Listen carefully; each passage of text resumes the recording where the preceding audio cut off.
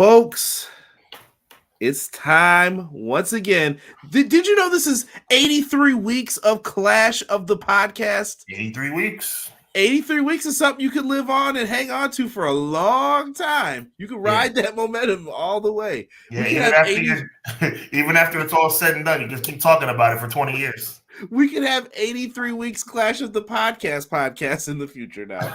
So we're good. We're set, man. We're set on making bread here. Yes, sir. It's WrestleMania season, folks. I know it's good. It's great. I'm going to tell you a quick story. I was at the gym pumping, lifting, getting the muscle on. Clanging and banging. Clanging and banging. If you smell. There you go. I love it. And guess what? Someone came up to me and said, I heard The Rock's wrestling again. I saw some of the stuff he's doing. And he was like, you got a wrestling podcast, right? And this guy is a business owner. And I was just like, yeah, that's pretty cool I've seen it a couple times. You're really good. And then he was like, yeah, The Rock's back in. I used to watch this when I was a kid, but I'm like, sounds like you know what's going on with all of The Rock stuff. I say all that to say this. It is Mania week, people. It is time. Do you know where you're supposed to be right now? Clash of the Podcast. Do you know where you're supposed to be Wednesday? Everything Pro Wrestling. Do you know where you're supposed to be on Thursday? Hubbard Wrestling Weekly. Sure. Be there 8 p.m. We're going to have guests. We're going to have fun. We're going to have trivia. We're going to have it all. So make sure you are there. This is a long intro, but lots is happening. We have WrestleMania happening this weekend. Oh, yeah. It's going down. It's going down. I cannot wait. I think we're doing reviews. I haven't confirmed it with Derek. I'm 98% sure we're doing reviews. Sean, the door is open too. If you're like, yo, send me the link, I'll send you the link if you want to hop in and you got something to say. Oh, you know I'm down. I'll put it right on. I'm down. You just let me know. You let me know, and I'll send it over. But we're going to be talking a lot of pro wrestling. It's me. It's Sean. Clash of the Podcast, episode 83. I think I've touched on all bases, right, Sean?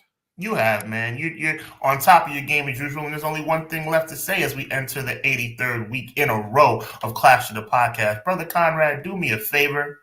Drop that thing.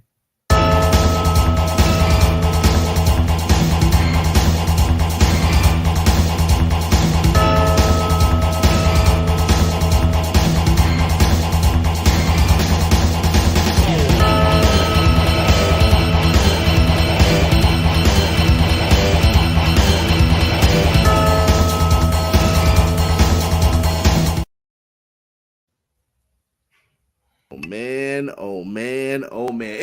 I got the WrestleMania like hypeness. Yeah. I woke up. Yeah, I'm cruising on like 4 hours of sleep. I'm not even gonna lie to you guys from yesterday. Cleaning up after everybody was over for Easter. Happy Easter, everyone. If we didn't get to wish it to you, I hope you had a good Easter. Yes. And we took care of everything.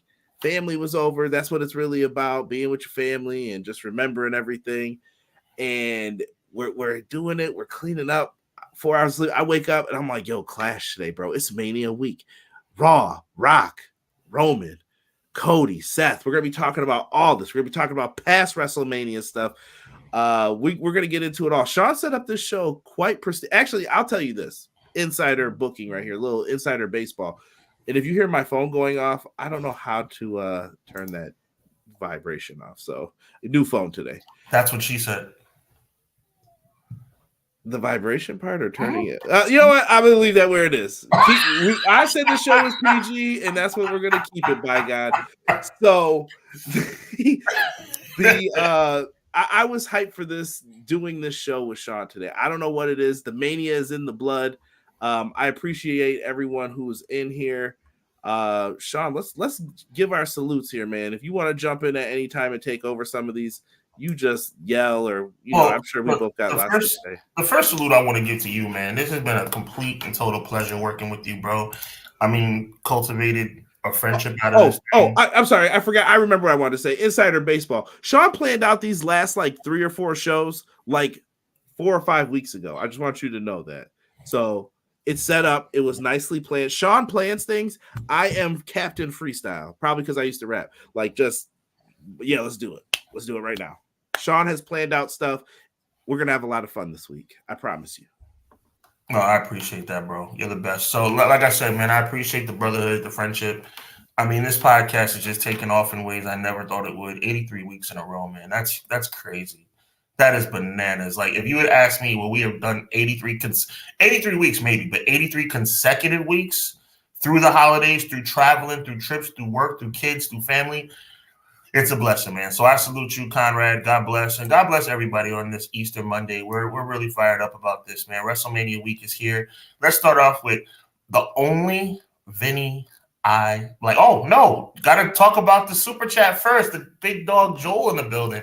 It's Mania week. Can't wait for tonight and Thursday. Thank you so much, man. We appreciate you. A big time friend of the show. Appreciate you, my guy. Definitely in the building. Vinny, the only Vinny we like, is in the building as well. The biggest week of the year, wrestling fans has arrived. Happy belated Easter. Same to you. God bless y'all and everyone in the chat tonight. God bless you too, man. God bless you too. The only Vinny we like. Quilly in the building.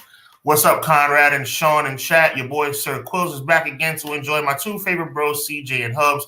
Episode 83, the Andre Reed edition, 4-time AFC champ, by the way, of the best wrestling podcast today, Clash of the By God podcast. We appreciate you, Quilly. And he continues saying, let's get to this WrestleMania prediction show because Conrad, Sean, and chat, I'm very intrigued to hear your predictions and opinions of the upcoming show. Some matches are more important than others. I agree with you. And others are fillers. I agree. I'm gonna jump in here. We got Terrell in the house. We're getting ready to head out for the Barclays Center. This was earlier today, like hours ago. But salute if you smell what EPW is cooking. Laters, everyone. Appreciate you, Terrell. T3Z. Appreciate you, fam. Guy Will Gamble in here. He said, "Hey, what's up, everybody? Hope y'all having a great start to the week." Friday night Yam Down was crazy. Chill. I know exactly. Me and Gamble were talking about that online. Chill. Woo! Doug in the house. The Bray Wyatt doc drop today was good. I have not watched that yet, but I've been told by a lot of people. Shout out to my friends over there on the Insiders. Jody, Jeff, Joe, the whole crew over there, man. I know that they were checking out and I saw their opinions, and I know they're big Bray Wyatt fans, and the piece of their content is linked to Bray Wyatt. And I thought that their reviews on it were excellent. Jesse from the Pro Wrestler Shoot also told me the same thing, that he's enjoyed it. So I don't know if you've watched it yet, Sean. I haven't, honestly. Yeah, I haven't either, but I've heard good things. Yeah, we might have to put that on the bucket list coming up here. Maybe I'll try to squeeze that and the X-Men in before AEW. Ray, happy Monday, guys. Hope you all had a great Easter weekend. Ray, I hope you had a great Easter weekend. Same to you, Ray. Appreciate you. Enjoy seeing your beautiful family on Facebook, by the way. Always, Ray. Joel in the house. Thank you, letting us know it is Mania week. It is, sir. It is. Clown says afternoon, everyone. What's up, Clown? Clown, appreciate you. Let me see. Looking forward to Cody versus Roman the most, but I think the IC title match may end up being the best match. Never doubt Sami Zayn. Sami Zayn and Rey Mysterio are the two best sellers, in my opinion, in the company. Is that for the IC match or what I said? No, I would never do that. First of all, even if I disagreed with you, which I didn't, I would never do that to you. It's because Sami Zayn's in the Intercontinental Championship match. That is a dud. That is a dud. I don't think that was the original plan, if you want my honest opinion. We all know what the original plan is, but I think the diversion of that plan or the deviation of that plan was a mistake. They could have went so many different routes. We all know who I feel should have been in that match, but even if you don't go the Jey Uso route because Uso Mania was probably locked in from the Royal Rumble, you still could have done something else, bro. Oh my goodness. There were options, I'll say. AJ is definitely going to give Knight his best match to date. We're going to be talking about that second after the show. Yep. Guy Will Gamble. I'm not as hyped for Uso Mania as I thought I'd be. That's part of the build too. Yeah.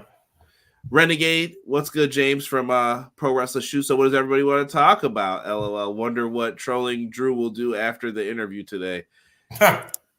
Yeah, Drew's going to be on one tonight, I feel. I think so too. I'm going to kick it back over to you because I know the next two are definitely your guys. My guys too, though, but... Yeah. McKinney, appreciate you being in the building, my brother. He says, yo, I'm here to talk wrestling with the Fire Chat and the Two-Man Power Triple Podcast. Thank you for that. Clash of the Podcast lets y'all know Your past doesn't need you anymore. Your future does. Let's go. I love that, man. That's awesome. Thank you very much, McKinney, for the inboxes and the encouragement, man. You got away with words, man. I feel like God gives you words. I appreciate you. He says, I'm hyped for the matches we aren't going. Excuse me. I'm hyped for matches we aren't going to get this WrestleMania. Punk versus Drew. Rock, Seth versus Punk. Hurry up 2020. Oh my goodness. Very hot take on McKinney's part. No, McKinney. We sometimes, me and you, we go back and forth. We don't agree. I will 1,000% agree with you on this. Right. But I mean, only thing I'm with him 100%. Do we have to wait till 2025? Maybe okay. For some of them, because we won't get any of those Punk matches until later 2024. We're at least 4 months away from him being back. Okay. M. Leezy, Fo, Sheezy in the By God building. Good evening. Happy WrestleMania week. Hope everyone had a nice day, and let's kick this historic week off with the two best in our wrestling community. Oh man, that's I'm humbled by that. I'm sure Conrad feels the same. Thank you, Matt. We appreciate you. Yeah, I appreciate all the shout outs every Friday and everything else. Yeah, Matt, for real. It's appreciated, bro. Big time friend of the show. BJ says, good to see everyone this Monday. I don't think I've ever been so behind on things this close to Mania before, but I'm glad I get shows like this to help catch me up and keep it fresh. Good vibes to all. Appreciate it. Good vibes to you, B-Jizzle. Vinny said, did anyone watch the Roman A&E doc? I saw clips on Twitter, but I did not watch that. I my heart hurt when they played the what his brother thought of him, Rosie, Matt. Yeah. Vinny, to answer your question, I saw it. It was riveting television. And my prediction later on in the show will probably not come to any of our normal listeners, but it's even more so after watching that amazing documentary. Much love. Jojo B, what's good? If you're ready for WrestleMania, give me a heck yeah. Shout out to Mike. That's Mike. Mike, what's good, Mike? Yeah. Appreciate you, fam. Different handle. Okay. Oh, it's Mike from The Rock under new profile. Okay. I appreciate that, family. It's the WCW episode of The Clash. Appreciate you, Doug. Gomar says, yo, what is good, Gomar? Kyra, I forgot to leave a comment on last week's AEW review. Intern all night too, bruh. Come get this man, please. Please. He's here now. He's chill though right now. Pro Wrestler Shoot says, yo, what is good? Appreciate you, family. Jess, what up, though? Deanna, she's so nice. Always. Deanna always mentioned in the doc. Hub's coming in spicy, she said. I appreciate you. You're a breath of fresh air, D. Appreciate you. Yo, Cray, what's good? First time in years I'll be missing Mania due to work. Denzel as Malcolm slaps the table gif. Oh, man. Don't try to stay away from radio and TV. This is the only time of year where they do super mainstream. So you can always come back and watch the review after, Cray, and leave. There you go. And I'll interact with them when I get the chance to. I might be tired, but we'll get to it. It's just great, Oos. Here goes your guy. My guy, Derek. Thank you, Derek. I'm so looking forward. Derek is making his debut on Hubbard Wrestling Weekly on Thursday night. So super fired up about that. Yeah, Derek, don't be messing around. Right? Best behavior. I am not responsible for Derek. Anything he says or do is on Derek. I will say that. I only have one rule, bro. There's only one rule on my channel. Oh, no. I'm talking about Derek acting a fool. So whatever Derek says is on Derek. So he's gonna come correct. I know that. That's what. Absolutely. But I got to keep an eye on him. I got to keep him on his toes. Craig, yes. R.I.P. Devontae Davis. Entertain said, I'm late, but I'm here. Glad to catch you guys. Entertain, never late, my friend. Pull up a seat anytime. Thank you for being here. I'm being told it's amazingly done. Eric Douglas, how are y'all? What's up, Eric? Easy E, what's good? Appreciate you. Matt Lopez says, must-see shows other than Mania this week. We have Bloodsport, ROH Supercard, GCW Spring Break, and the Stardom Show. Yes. Make sure you're signed up for the Watch ROH, Triller TV, any of the apps showing all these great things for Mania weekend, man. Look into it. Go out. Check out some of those indie shows, man. They're fun. They are going to put on the biggest shows they possibly can for WrestleMania week. They know the world is watching. Ooh, you gave me old school vibes when you said that. The world is watching. If you don't know what I'm talking about, you're young. There All you right. go. Jocelyn says, I'm here. That's my comment right now. We appreciate you. Jehovah. That just came out of nowhere, and I love it. Is that someone's name in the chat? No, Jocelyn. I'm saying Jehovah. Oh, my goodness. Yo, we got a celeb in here. Monteezy. What's good, Monteezy? What up, though? Does the theme for everything pro wrestling. Send us support, salute, keep pushing. Teasy, I appreciate you, family. Thank you so much. I might have to hit up Monteezy to help me out with my theme song. I don't have a theme song. I might have to hit him up. Let Monteezy know, man. Yeah. I got some other names for you too that work with Teasy. That's what's up. Cray said R.I.P. Devontae Davis. Yes. I wanted to make sure that was acknowledged too. McKinney, I'm gonna get nerdy for a second, Sean. I don't know if you've checked this out on Disney Plus, but X-Men 97, straight fire. I am not missing an episode. I am on it and I'm loving it. I feel like a kid, like on Saturday mornings again, watching Fox Kids, like do-do-do-do-do. And if you watch our Instagram stories, which is where me and Sean promote a lot of our stuff, I definitely use the X-Men theme when we were talking about Jade last week. So show love. I'm just making sure I haven't missed anyone. Rob's in the house. Was good. Yo, gotta watch later, but I'm leaving my like right now. Appreciate you, Rob. Appreciate that. Darth Yoda in the house. Love to my big bro CJ. Keep it going. Darth Yoda, I appreciate you, family. Thank you for checking in with us. XG Dub, I see you. XGW is super supportive, by the way. Thank you, XGW. Yeah, that's a collection of people. I know y'all. Let me stop. The X-Men 97. I hope this leads to Spider-Man the Animated Series revival. I would totally be down with that. Let me see here. Joel says Stardom is a pay-per-view only, but the Collective and Hog and X Revolver is all part of Triller TV. Spark Joshi is a pay-per-view only too. I have to watch Stardom. That's all I can say right now. I have to watch Stardom. Right? Josh Book Shelton for Bloodsport. Let's go. Easy. Byron Cutler. What up? B cuts. I just come up with these off the top of my head. B cuts. Easy E, what's good? How appropriate for you to be here for 83 weeks? Touche. What up, John G, Conrad, Sean, what's good, John? JG, super easy, super dope. Look at this guy. Thursday, baby. Fired up about it, Derek. Super fired up. So happy to have you, brother. If I missed you, I apologize. If you guys are in here now, easiest thing to do to help support us, we need more people to watch it. Hit the like button for us. Tell people, share this. That's the best way to make it more known for us. And I want you, if you're going to do it for me on Everything Pro Wrestling, I need you to do the same thing for Sean. Hubbard Wrestling Weekly. It is in the description box, but guess where else it's about to be? It's going to be right here in the chat, and we got it going on. So just make sure that you guys show love. Subscribe. That's all we ask. Nothing major. Light work. Sean, get yourself an I'm a Vibe t-shirt or I'm a Vibe sweatshirt on the website. Sean's got some fly gear, man. Check it out. We got some stuff up too on TeePublic. Make sure you guys check out the Everything Pro Wrestling store. All that stuff's in the description, though. Yes, get yourself a shirt. Let's go, man. Let's start off. We're gonna start off with the classic Mania stuff. Then we're gonna get to the preview. We're gonna do some throwback stuff, and then we're gonna get to the potatoes.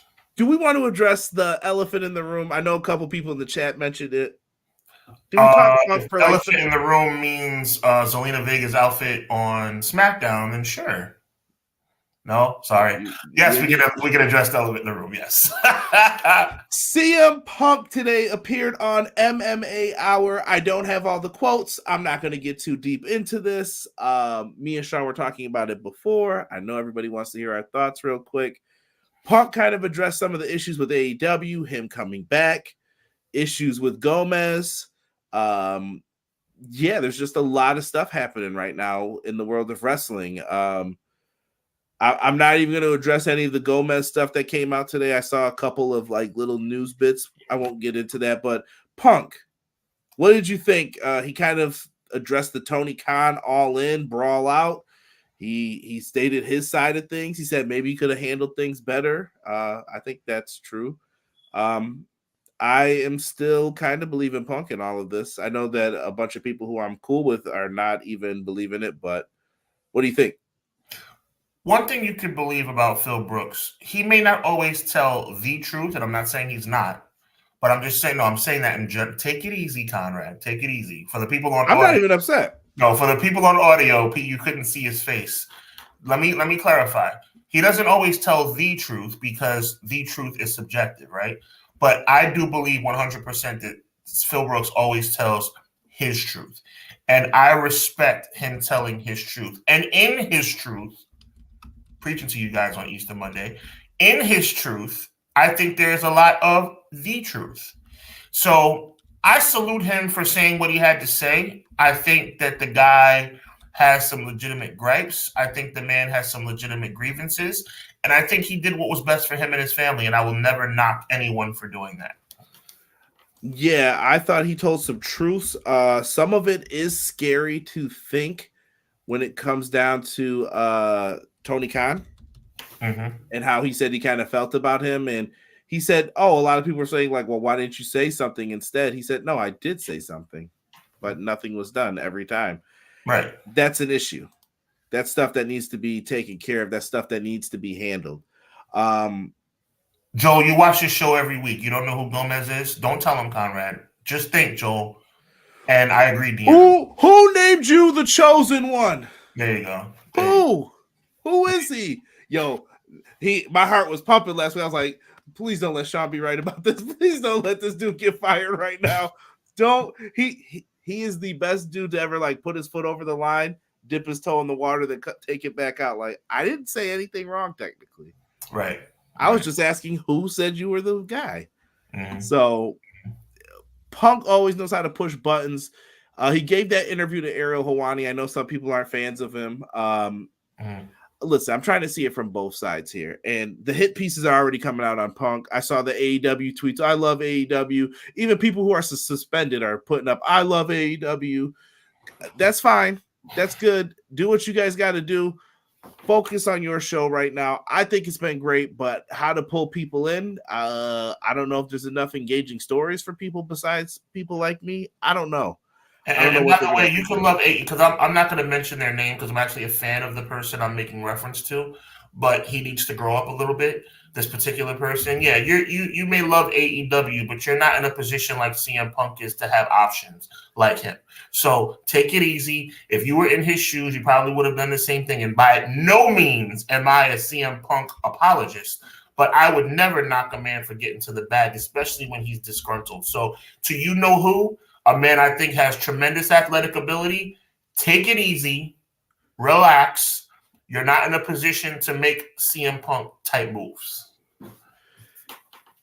Moving on, because we're going to be. I know you're surprised to hear me talk like this, Conrad, because I'm not a big CM Punk apologist, but when he's right, he's right. I'm never going to sit up here and be. I feel like you're doing more of the defending than me this week. Yeah, I know like, today because he deserves it. I'm never going to knock a man for speaking his truth. Never.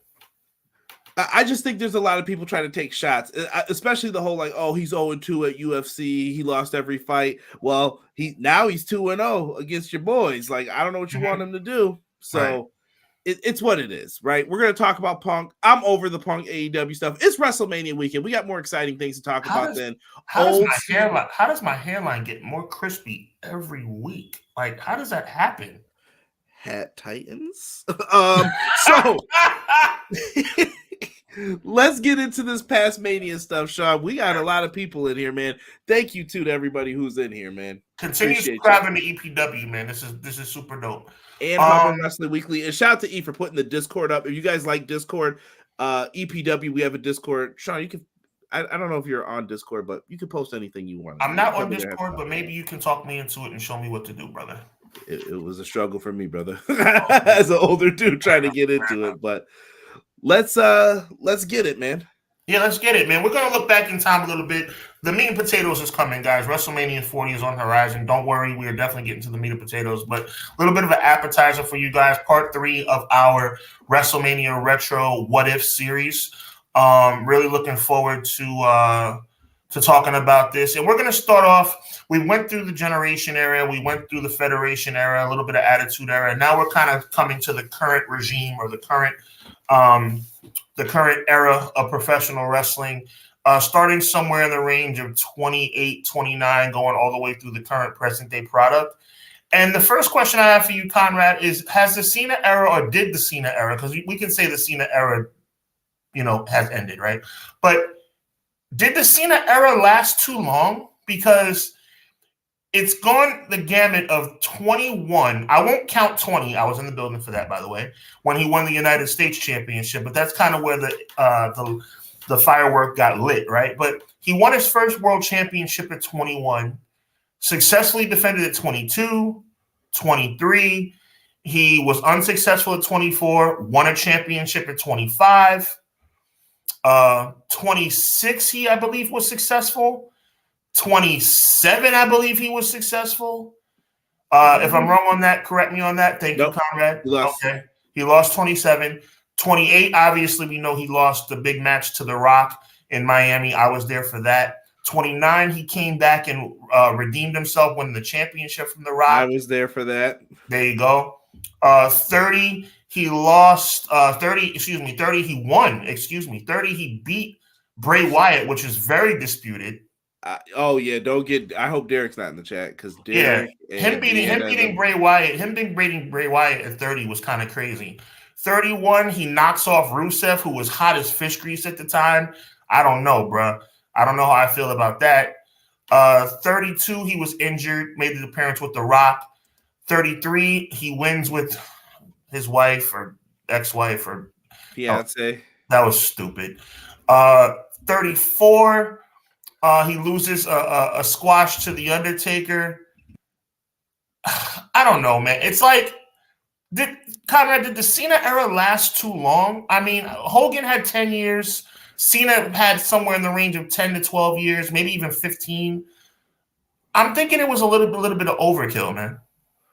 I'm just trying to think of what he did at the Manias after. Was he at 35, or did he miss that one? I believe he missed 35. He lost to Bray in a cinematic in 36. Yeah. Did he compete at 30? I know he did Theory, last year. I can't listen with Cena. I think it was at 33 when I was like, okay, he's kind of cooked. Like, they're not gonna push him as hard. But I will say, like, his era of him kind of being on top, and Roman was never really the definitive guy yet. They still put like Cena over him. You could feel it. I think it lasted too long. That's just me. Yeah, me too. It was a lot, man. It was a lot to digest. It was Hogan-esque, like where you were like, oh, okay, enough. Question for the chat and question for you. And this is a tough one. And I'm going to say Hogan. I'm going to surprise you, and I'm going to say Hogan. Even though I'm not a big fan of him personally, you got to salute him for the stuff he's done in the ring. What era was better, Hogan or Cena? I'm giving the nod to Hogan. Cena got, like, to quote Deanna, the Cena shovel was strong for a while. I mean, they shoved Cena down our throat. Here's a better way to put it, Conrad and chat. Hogan, there was a time where Hogan was not being forced down our throats, right? Let's be real. There was a time that Hogan was not being forced down our throats. I'd say, let's just go to WrestleMania era. We all know that Hulkamania kicked off January 23rd, 1984. But let's just go from the Mania era, right? So Mania, 6, 7, 8, 9. I'd say through seven, it wasn't forced down our throats. By 8, it was. By 9, it certainly was. And then, okay, it is what it is, right? So, but Cena's era started in 05. And by the summer of 05, we were hoping Chris Jericho would beat him at SummerSlam. Mm-hmm. So it's kind of like, I give the nod to Hogan. I will as well, I think. Reluctantly. Yeah, in a way. Here's the weird thing. Like, Cena, I think, is a victim of being, I don't want to say culture vulture in a negative sense.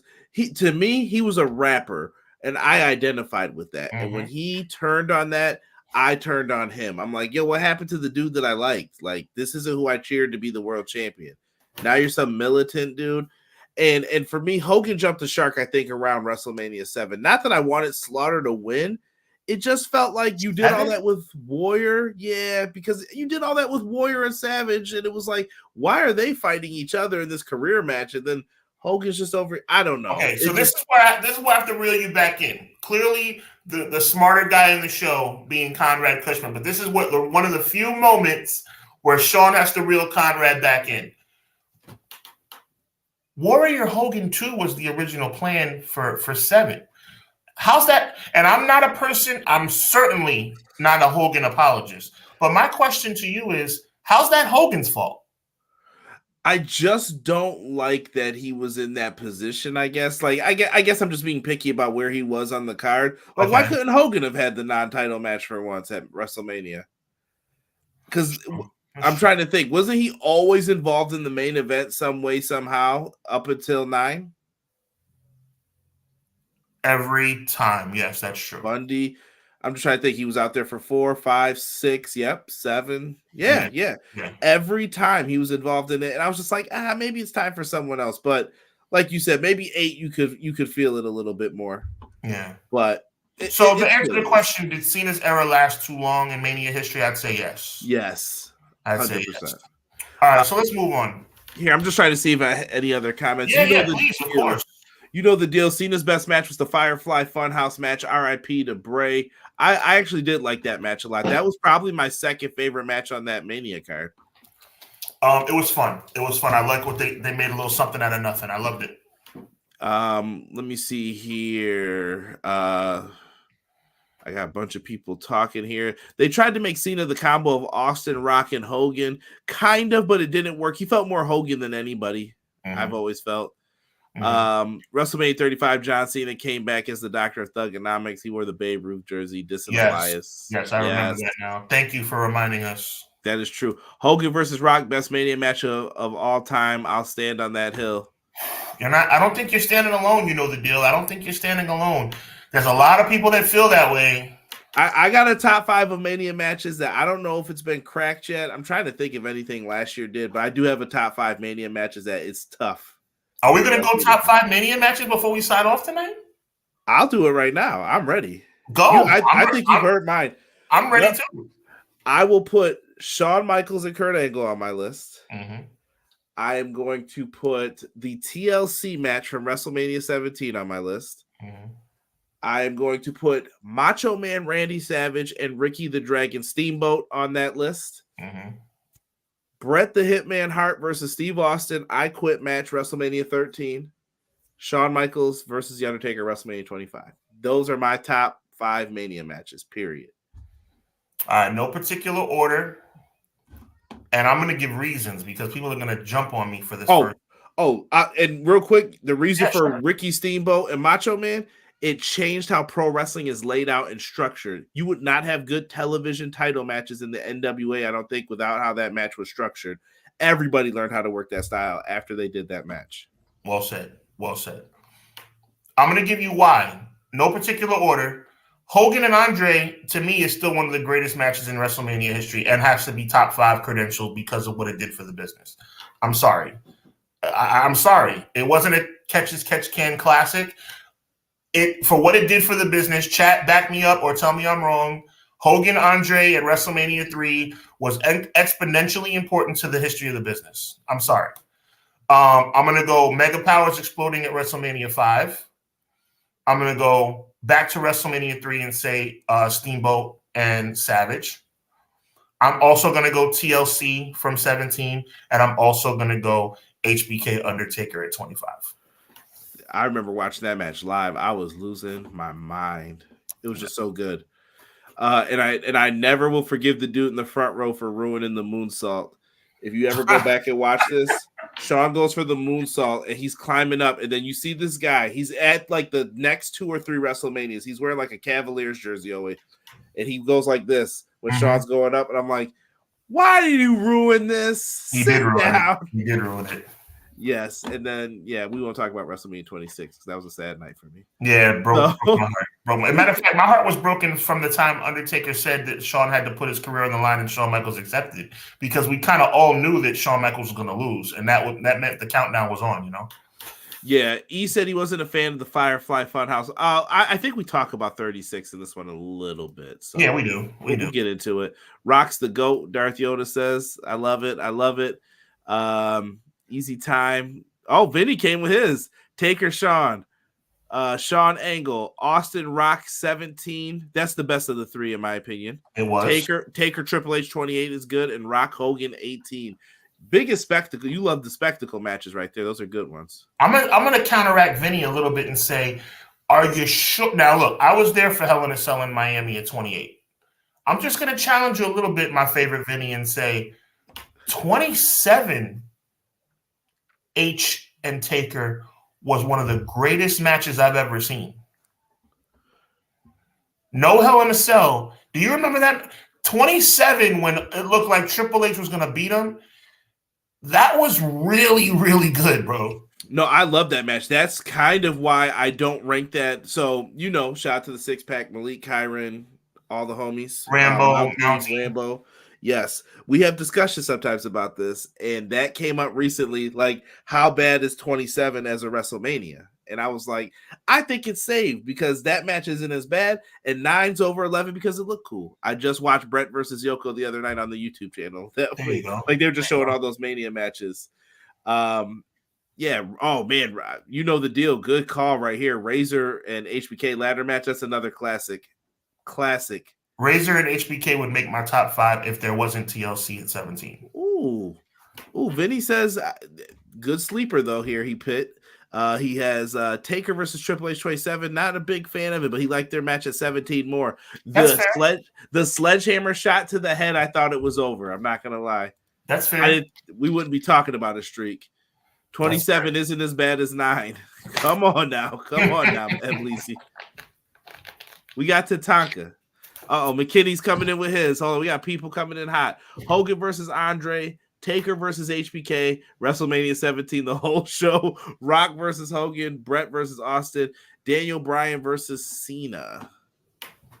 I don't think they wrestled, did they, at a Mania? No, I think I love the match, but I believe that was SummerSlam. Yeah. WrestleMania 17, classic show. Absolutely. Forget which Mania it was, but Miz versus Shane, Falls Count Anywhere match. Okay, that was better than I thought it was going to be. Right. Doug says Shawn and Flair. That's a good one. It doesn't get as much love now, but Bryan versus Triple H. That's my second favorite opener in WrestleMania history. I like it. Continue on, Sean. Sorry. No doubt. And I agree, you know the deal. Worst match, Cole versus No, you know what? Cole versus Jerry the King Lawler being the worst might be the case, but as far as build up and letdown, you got to think Brock and Goldberg at 20. Oh yeah, well, we'll get to that. So listen, let's go back in time. Here's one of the most controversial subjects, chat, in WrestleMania history. The year is 2014. We've seen Hogan, Rock, and Austin in the ring together. Daniel Bryan has beat Triple H, and he's going on to face Bryan and Randy Orton for the World Championship.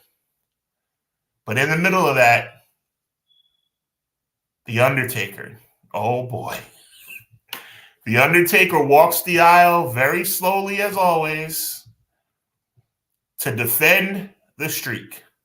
And he's defending it against Brock Lesnar. Now, The Undertaker, before the streak was a streak, has survived people like Jimmy Superfly Snuka, Mark Henry in a casket match, CM Punk the year before.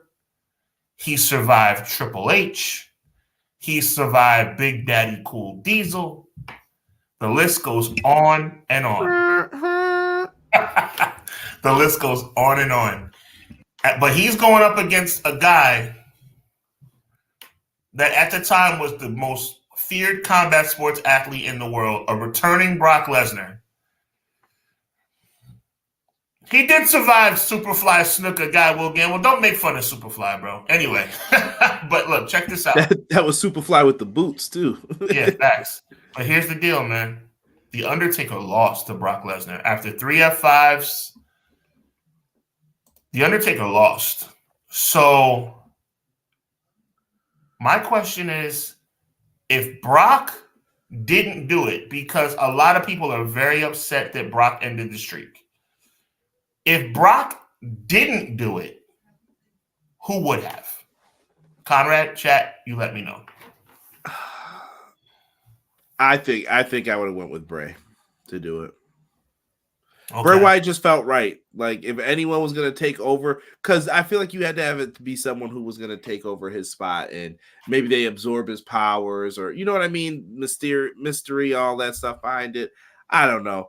I personally, if I had the pencil, if they gave me this, he ain't losing this streak ever. He wouldn't lose the streak. He would have went out like Sting did. Okay, I mean, I hear you. I mean, I'm not a person that believes the streak should have never been ended. I just don't think the streak should have been ended that night.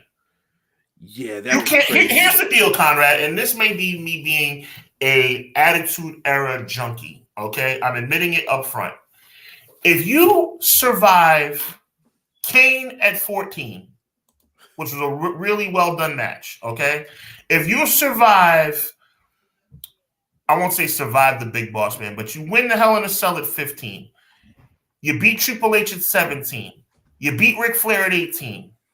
You win a triple threat or a 2-on-1 at 19. You beat Kane again at 20. You beat Randy Orton at 21. The list goes on and on and on, right? We're getting to that, absolutely. My question is this.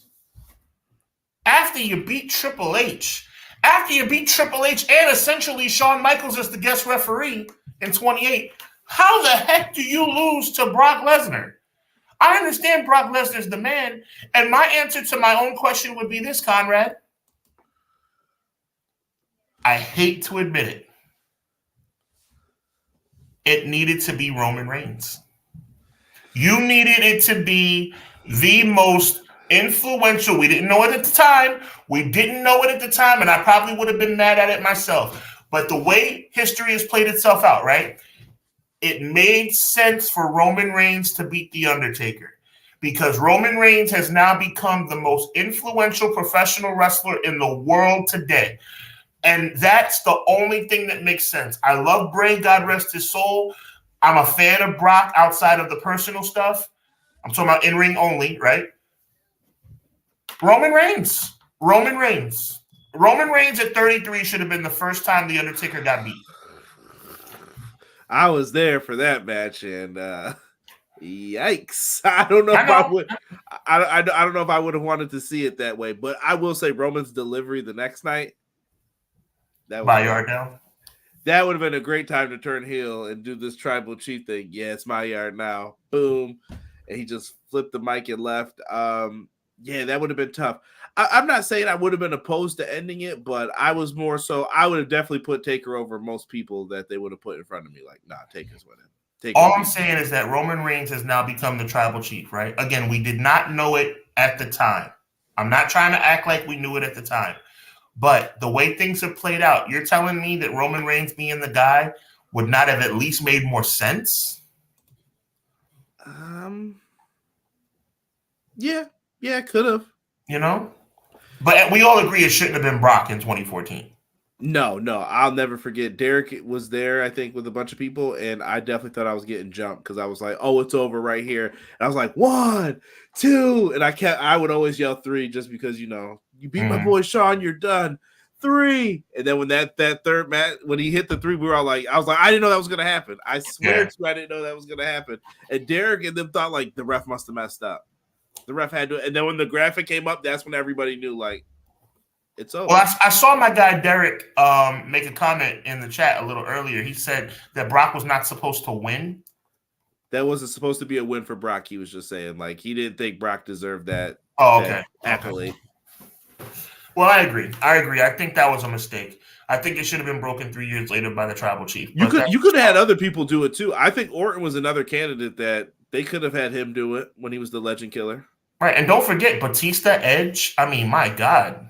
Yeah, Edge was undefeated at Mania 2 before that. He was. Well, technically in singles matches. I guess that Money in the Bank doesn't count. Yeah. Even though he won it and cashed it in. But There you go. There you go. So check it out. Speaking of Roman Reigns, WrestleMania 32 is pretty much recognized as one of the worst WrestleManias of all time. It'll never take the place of 9. It'll never take the place of 11. But WrestleMania 32 is considered one of the worst WrestleManias of all time. My simple question is this, Conrad and chat. With Roman Reigns getting booed out of the building, they had to pull Triple H by the bootstraps to win the title and make the match somewhat interesting. You had a really confusing match between Dean Ambrose, a.k.a. Jon Moxley, and Brock Lesnar with a really weird outcome as well. I mean, my question is, how do you make WrestleMania 32 better? What could they have done? I mean, Seth was on the shelf. What could they have done?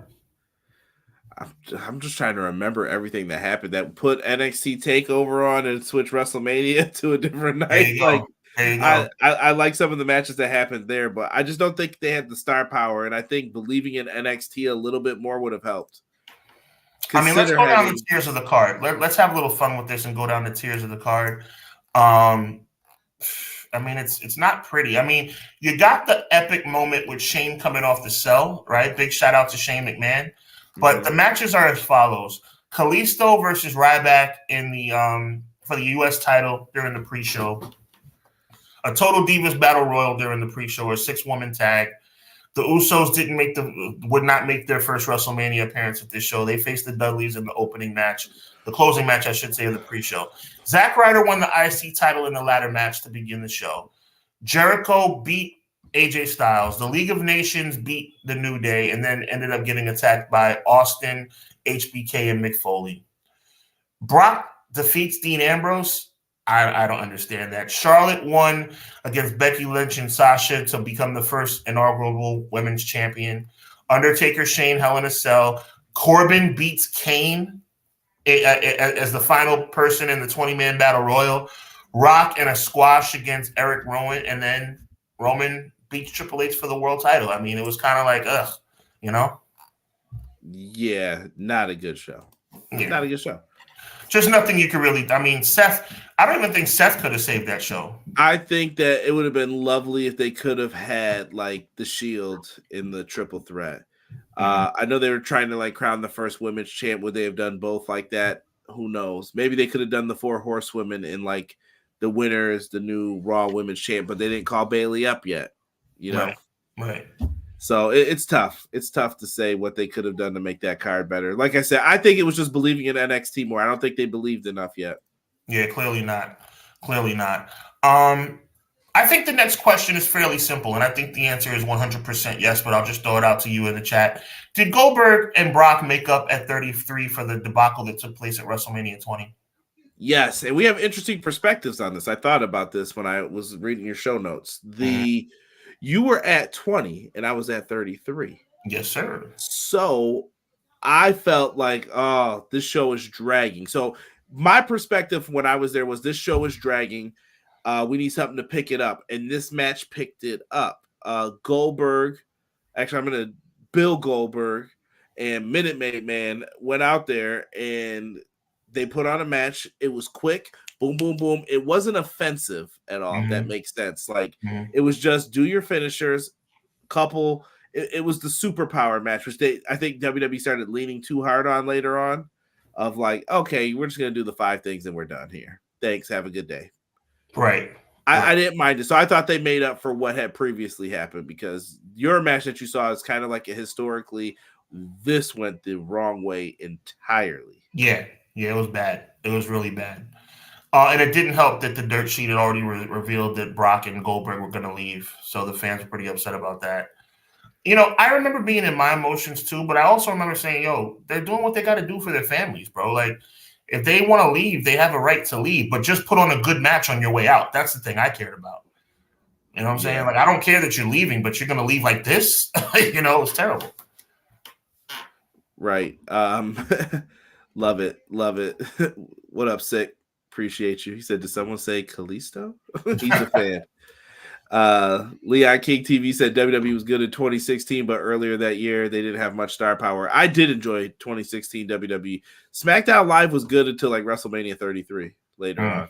Mm-hmm. IC title match was pretty good at 32. It was good because it was a surprise. No one called Zack Ryder winning it. Yeah, he lost it the next night, but yeah. That dude, and the sad part is when he was sitting on that ladder, I'm like, y'all know he's probably losing tomorrow, right? To someone. I don't know who, and it was sad. When it happened, I was like, yep, called it.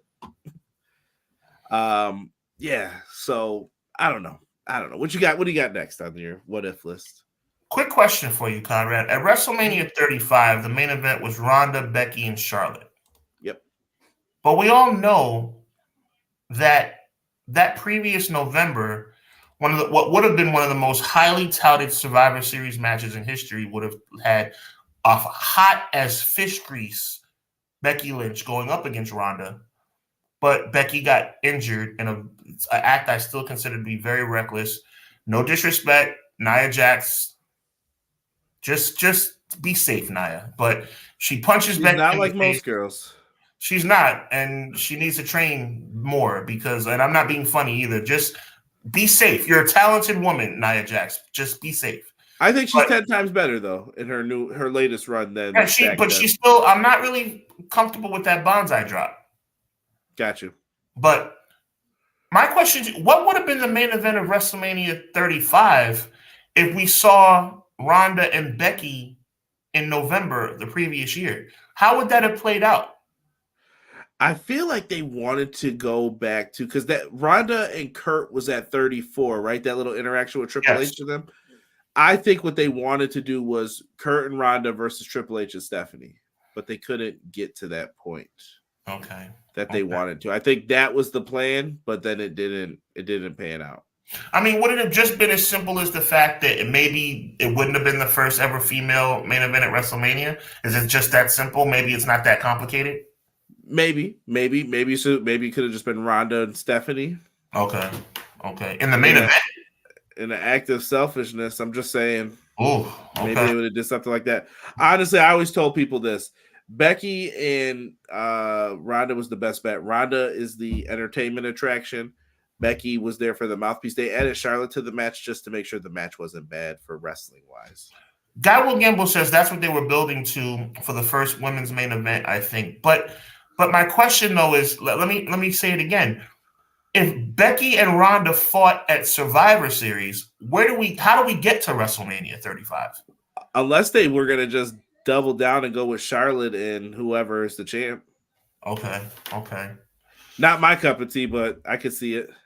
I mean, in this case, I guess we should be thankful for the way things played out because I think they deserve to be in the main event. Maybe not Charlotte, but she didn't ruin the match. And Charlotte's entrance was epic, just like her father 20, 30 years earlier. But it's just something that's always going to weigh on my mind. Like, if Becky faced Ronda at Survivor Series, I just wonder how we get to the main event of 35. But so let's move on a little bit more. We got to get a couple through more of these, and then we'll get into the main day today product. So very sensitive subject. The pandemic changed everything, right?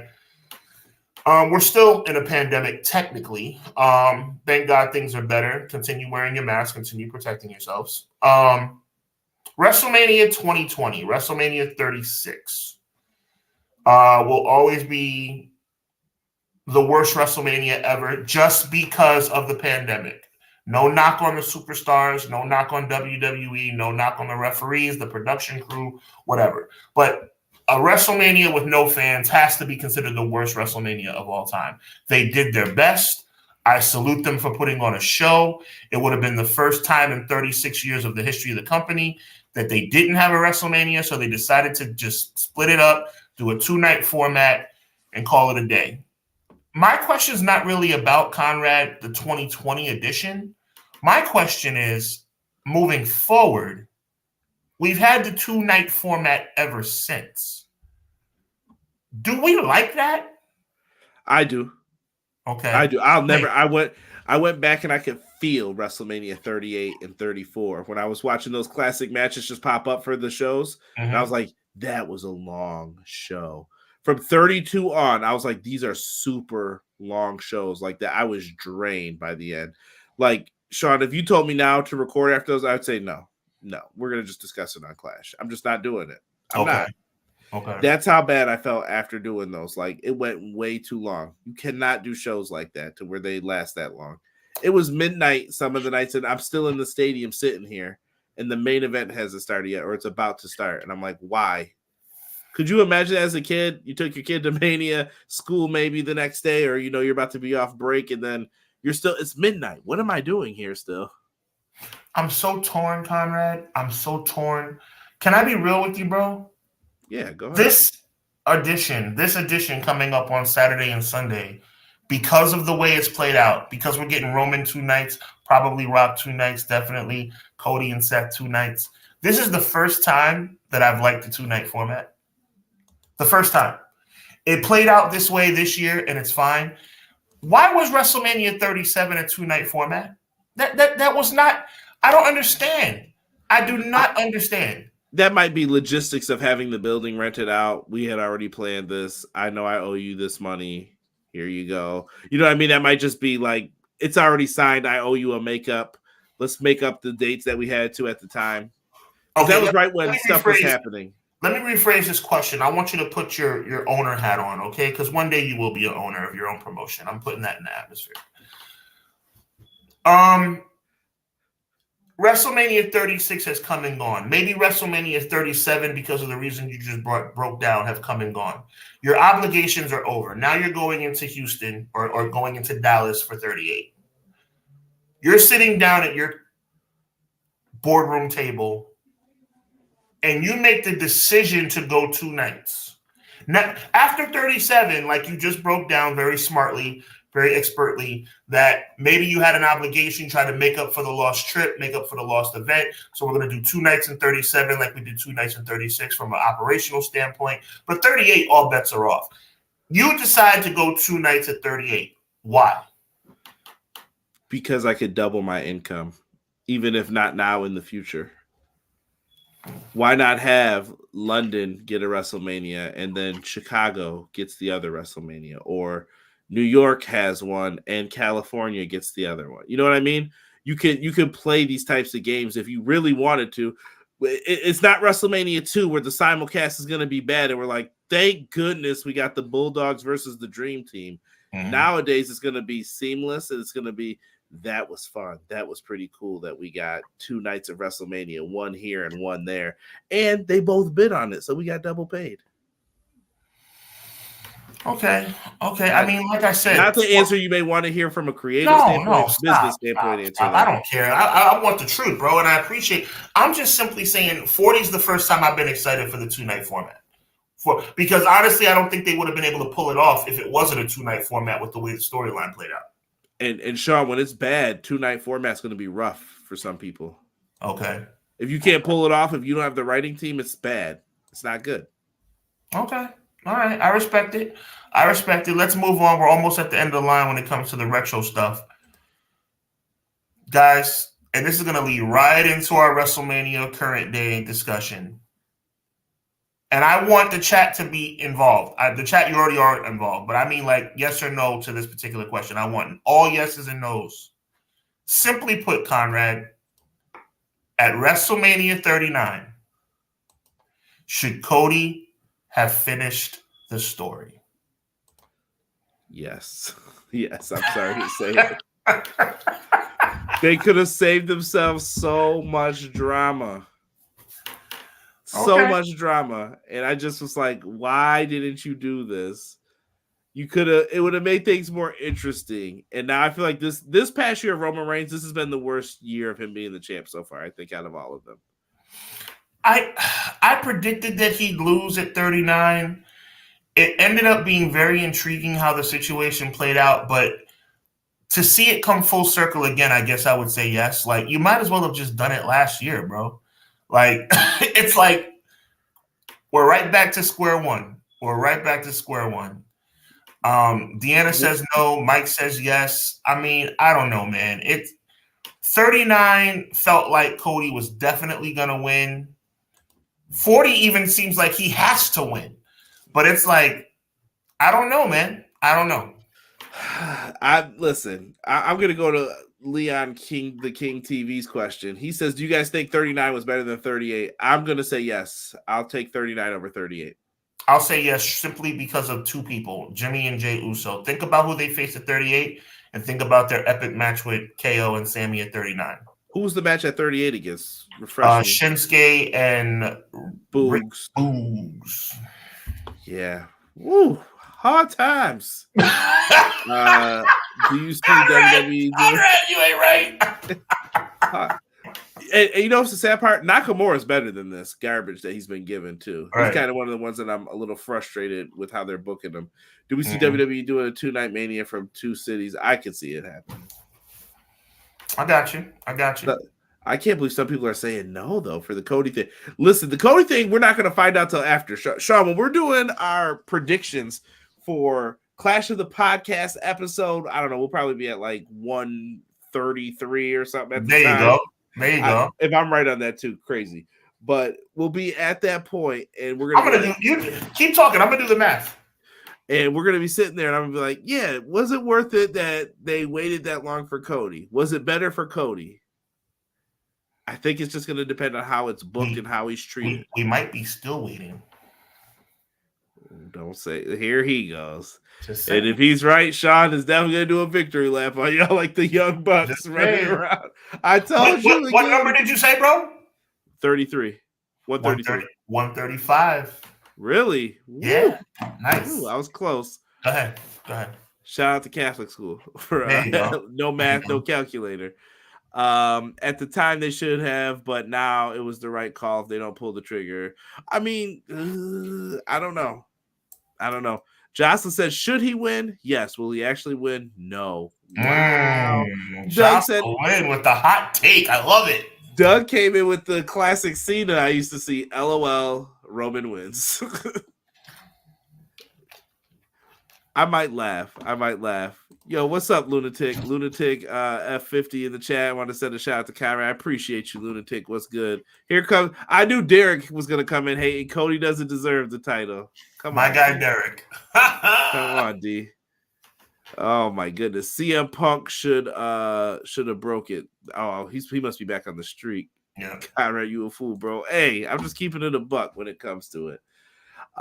Yeah, I don't know. I'm gonna stand on they should have did it. I had my Cody shirt ready last year, and I just went on. I was like, I'm not even gonna change the shirt. I'm just gonna go on to the show. I thought he was gonna win. When we signed on for our show afterwards, I think it was your show, a review show.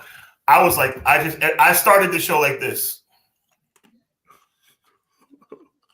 Just give it to me. Give it to me. Because, and I'm gonna tell you something. Wait till you hear what my prediction is for this year. Oh boy. And we're gonna we have a lot of fun stuff coming up on Thursday. So tune in on Thursday on Hubbard Wrestling. We're gonna do our predictions right here tonight. So stay tuned. We got some boo, Derek. Listen, Derek and Jesse might be going at it about this. Is Jesse in the building? We want to hear from Jesse.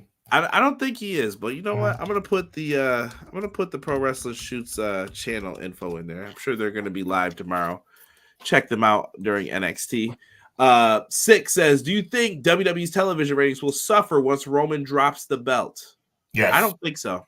Yes. I don't think they'll be as high, but when I hear suffer, I think of a dramatic drop. It may not be dramatic, but it's going to be lower. I don't think Cody's the star that Roman Reigns is. And are you saying that because you just don't think it's going to... I don't think WWE should have a Roman-less product. Okay. How about that? If that makes any sense.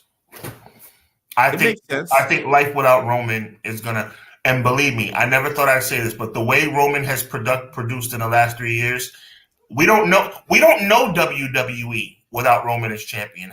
We don't know what we're gonna be in for.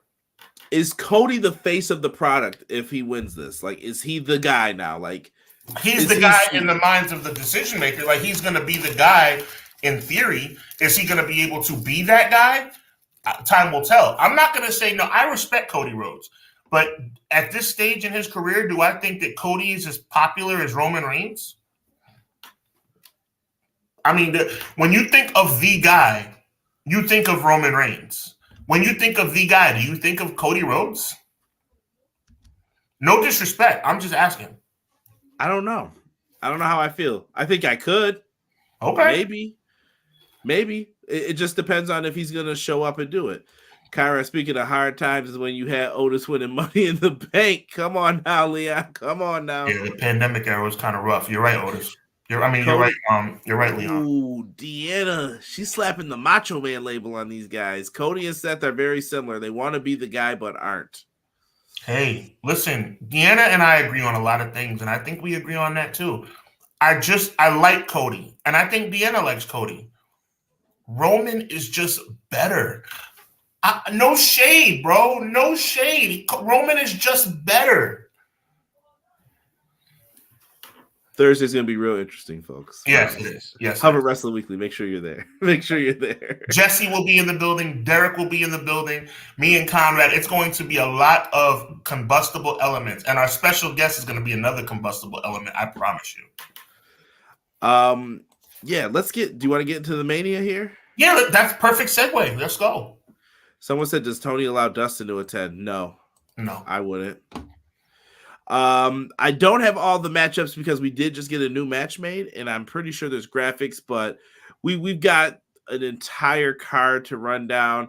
I'm just looking to see which ones we're missing. How you feeling about the 6 women? Let's start with that one. The 6 women tag match that was recently announced here with Jade Cargill, Bianca Belair, and Naomi taking on the Kabuki Warriors and Dakota Kai of Damage Control. I love all 6 of these women being involved. I just think a small tweak would have made it better. It should have been a tag team title match. That's all. I mean, take any 2 of the 3 going up against the Kabuki Warriors with Dakota Kai for the titles. Let's try and make these titles mean something again. They had an opportunity. They chose not to go that route. That's the only change I would make. I don't want to overthink it either because some parts of me are like, man, maybe they should have just said they have a mystery surprise and you don't debut her at the Rumble. But listen, we're here. This is what we're doing at this point. Right. Good for them. I know who should win.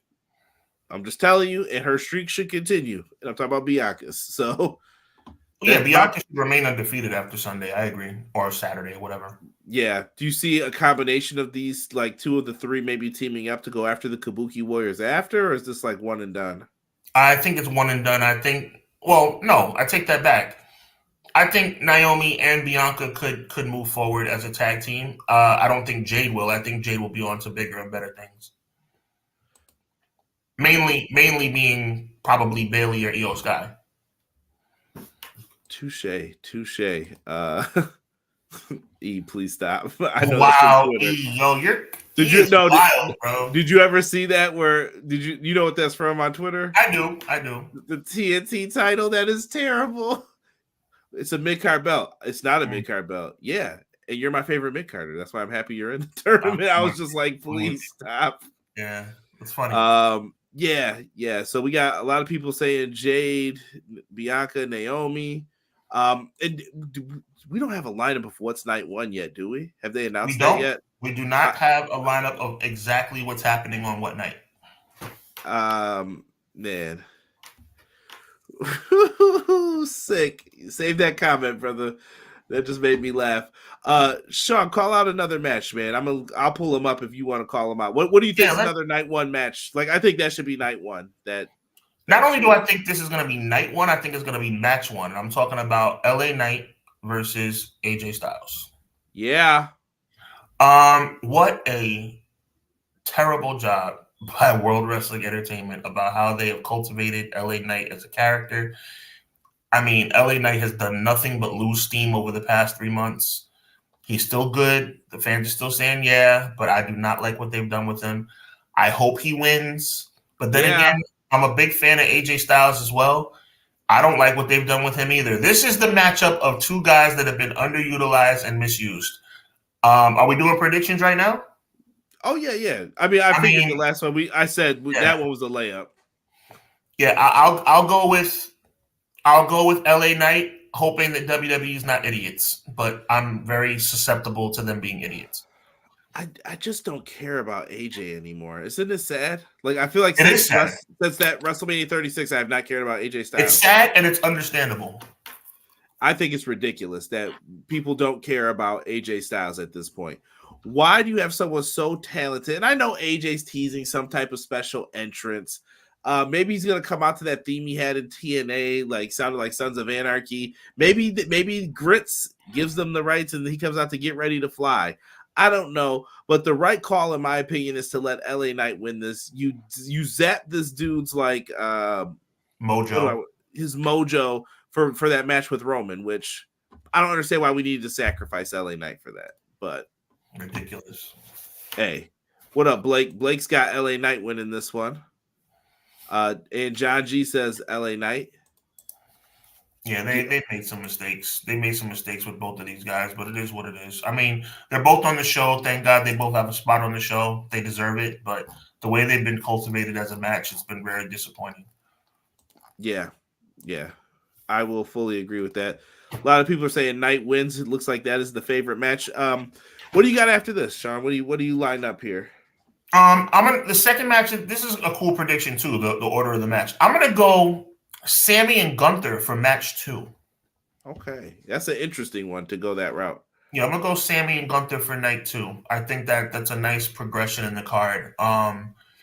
I mean, Gunther clearly, obviously wins this match. Anything different would be completely ridiculous.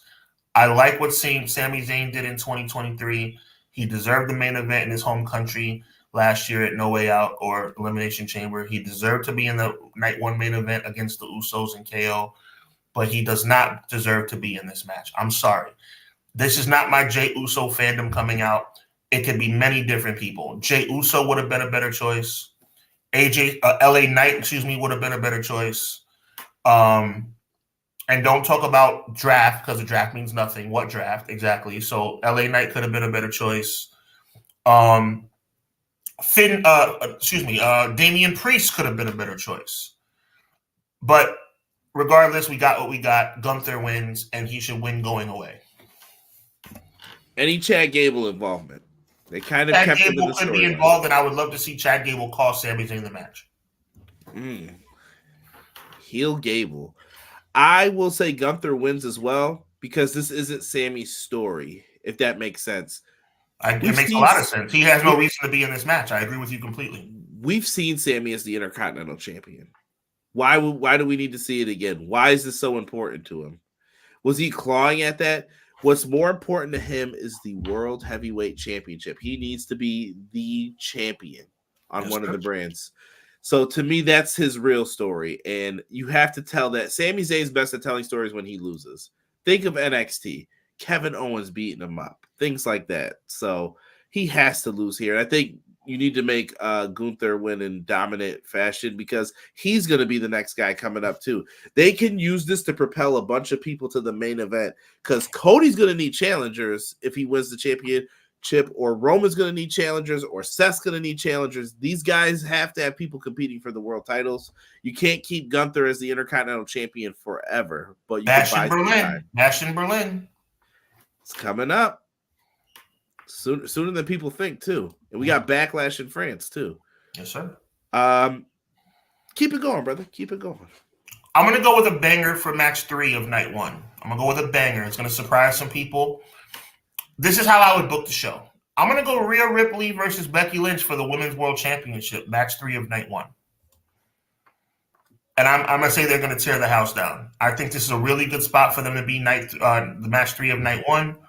I think Becky Lynch is going to show up and show out. I think Rhea Ripley is going to show up and show out. And I think it's going to go down as a match that will – Rhea Ripley's already on the map, so I'm not going to say put her on the map. This will be Rhea Ripley's signature win. Rhea Ripley will retain the World Women's Championship at night 1 of WrestleMania. And I think she deserves it. I think she deserves to not have Becky Lynch, who is a Hall of Famer, come in here and take her title from her just because it's Becky Lynch. Rhea Ripley deserves to go into WrestleMania as champion and leave as champion, and that's what I think she does. I'm going to fully agree with you on this. I don't think this match is going to be as good as the match with Charlotte, if that makes any sense from an in-ring standpoint. But I think this match is to crown Rhea as this is her moment. This is who she is. This is your champion. You're not getting away from this. Like, Rhea is the most dominant woman in this division. Yes. Period. And I think a Becky Lynch win solidifies that. Respect. Quill says Rhea versus Becky. This could go either way, but I have a feeling Rhea will retain.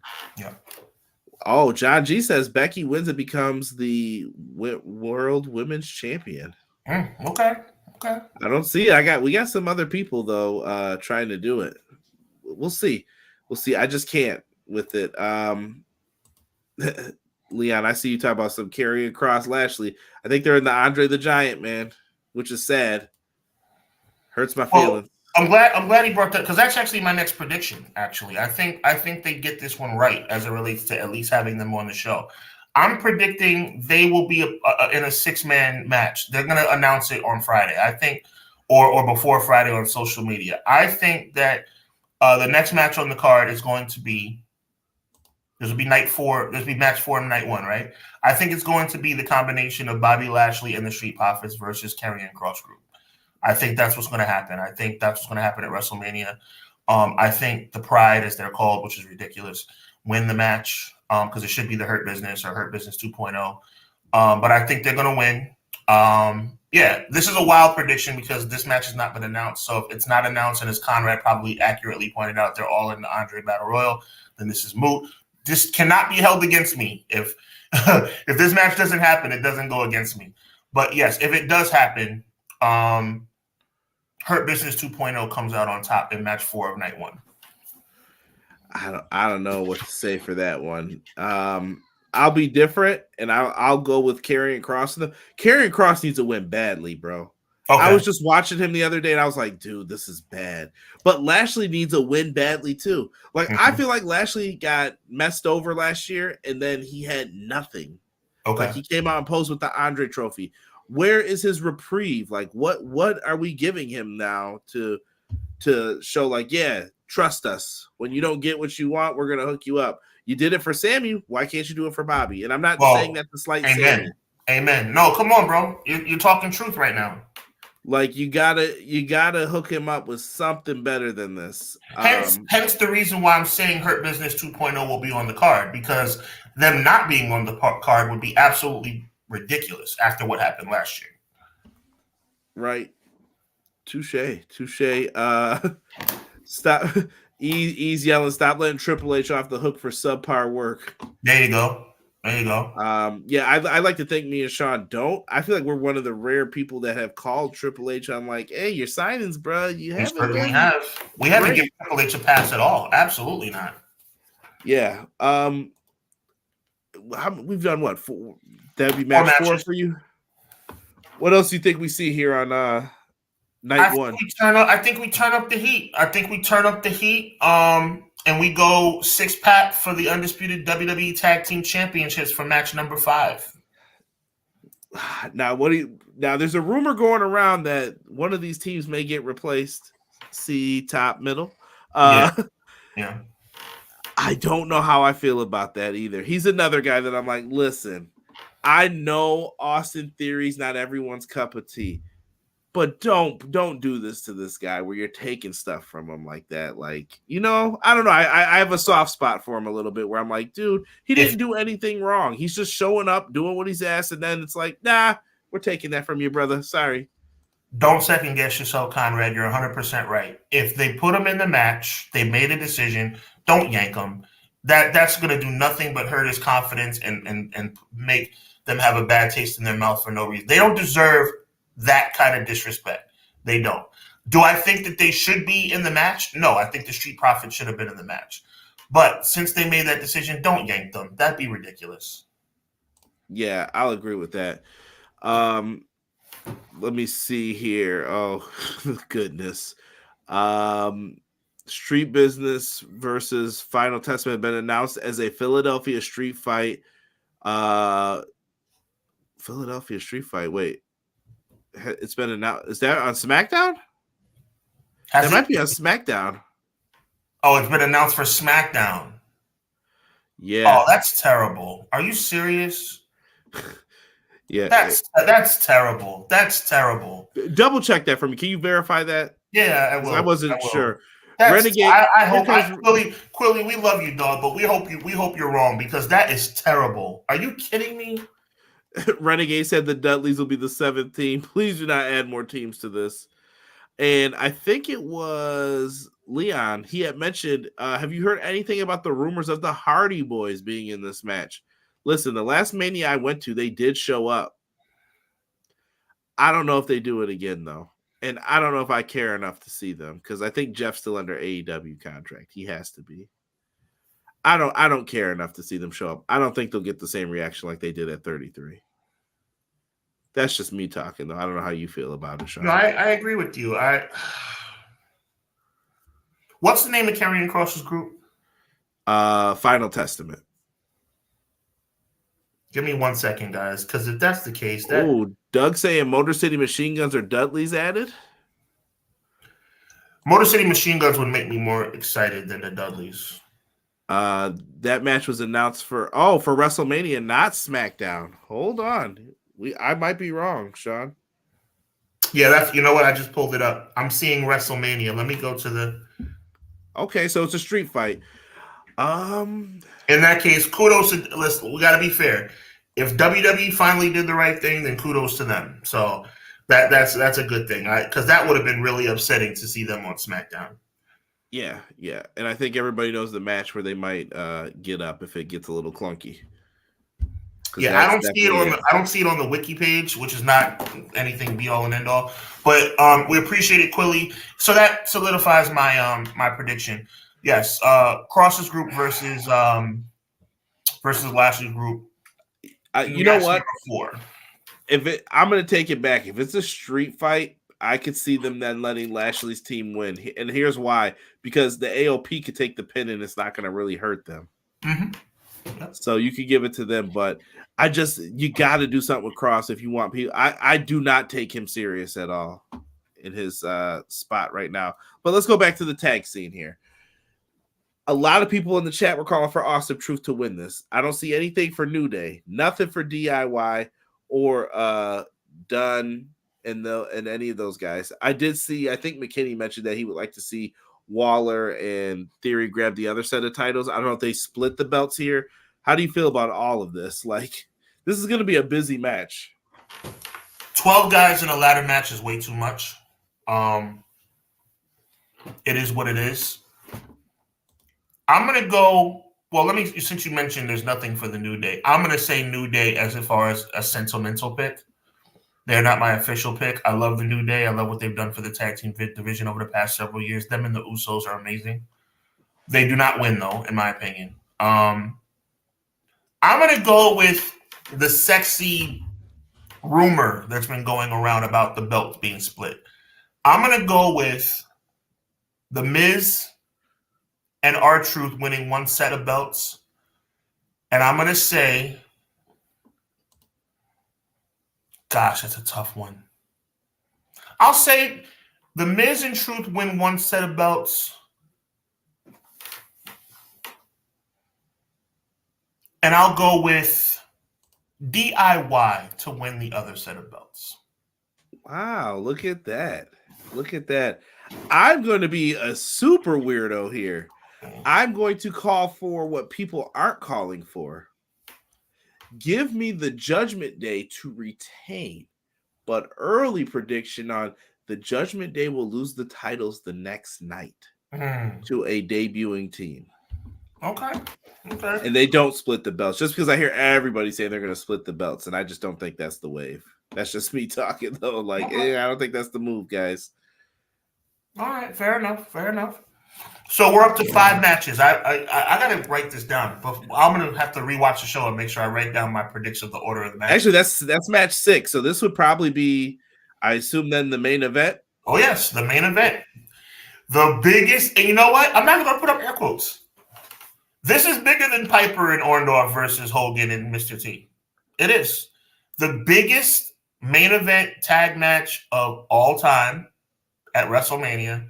The Rock and Roman Reigns versus Cody Rhodes and Seth Rollins. I think that it's too ridiculous to assume that Rock is not going to be on night 2.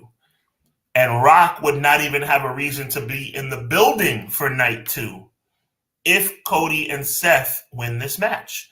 That's how simple I'm breaking it down, Conrad. I'm breaking it down as simple as easy peasy ABC 1, 2, 3. If Cody and Seth win this match, Rock can fly back to his palatial palace in Miami or fly back to Hollywood. Rock wouldn't even need to be in the building. So for that reason,